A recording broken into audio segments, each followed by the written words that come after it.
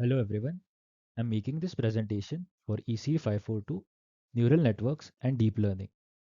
Project is Early Detection of Osteoarthritis in Young Dogs and our group number is Group 52. The project members are Shonil Bhide, myself, that is Kaushal Mapsekar, and Varat Patwardhan. The project contacts were Dr. Masataka and Dr. Duncan from College of Veterinary Medicine. A problem statement is to use neural networks to detect osteoarthritis in young dogs by analyzing their walking and trotting pattern to diagnose osteoarthritis. So, what is osteoarthritis? Osteoarthritis is a degenerative joint disease that develops in dogs over a long period starting at a young age. It is commonly diagnosed after 8 years, and studies have shown that around 40% of young dogs have osteoarthritis.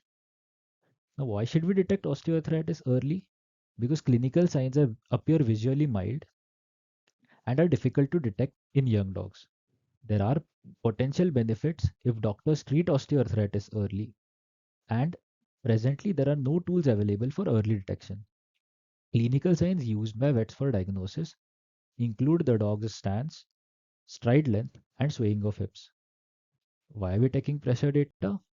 Because center of pressure has been used to analyze gait changes associated with joint pain.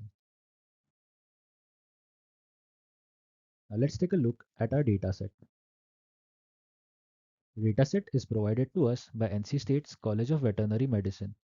It contains data of various young dogs collected using a mat-like pressure sensor. Data gathered by walking dogs on pressure sensor can be processed using a software called TechScan. It generates .fsx files and uses sensor and video data for visualization, which is then downloaded as CSV files, which we have used for our project. There are three classes of dogs: normal or healthy dogs, dogs which show radiographical evidence of osteoarthritis but experience no pain, labeled as ROA, and dogs showing radiographical evidence of osteoarthritis along with clinical signs, labeled as COA1. The data used by us consists of 24 dogs, 8 dogs of each class for having balanced data, each dog having multiple walks recorded. Data is then split into train, validation, and test sets in the ratio 64%, 16%, and 20% respectively. Here we can see the visualization of data and process of extracting CSV files using TechScan. We can see the pause registered as a heat map of pressure values. Each paw is then detected by the software as left hind, left front, and right front, and then displayed graphically as pressure versus time graph. Here is a video where we can see how the pressure varies as the dog walks on the sensor.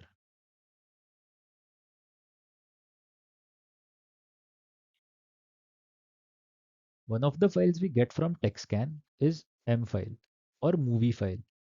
It records pressure values on the sensor frame by frame, each frame of size 384 by 88. Another file we get is the G file or graph file, which contains percentage of force exerted by each leg on the sensor at each frame. It, it is calculated from pressure versus time graph. We chose to use this file to extract temporal features and detect differences in gait. Let's take a look at our model. We are the first ones to work on this problem, so there were no pre-existing or pre-trained models to refer. Hence, we built our own baseline to see how a simple classification model like random forest performs on our data.